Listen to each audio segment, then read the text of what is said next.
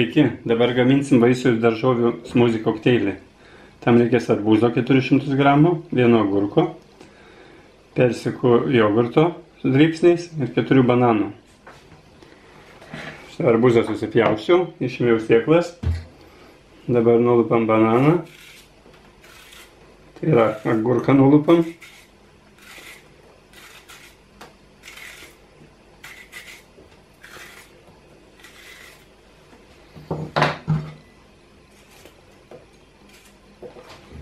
Supjaustam smulkiau.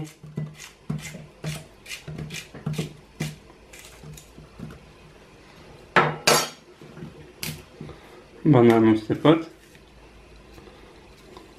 Gerai prinokę bananai.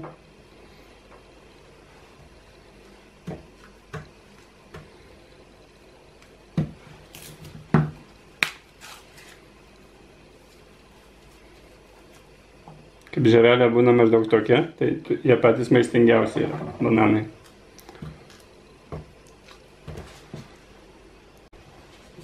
Pilam čia jogurtą.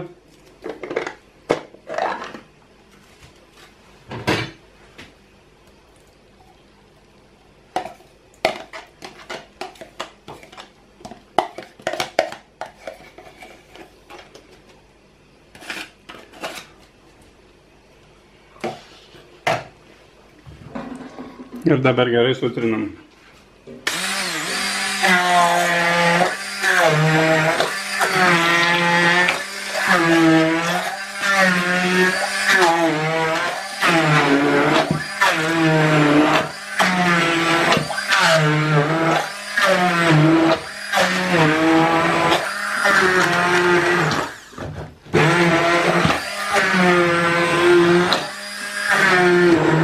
Kokia graži spalvytė. Kokteilis paruoštas tik per 5 minutės. Karštą vasaros dieną, kai daržovės ir vaisiai pinga, nėra nieko geriau atsigaivinimui. Darykit, ragaukit ir skanaus.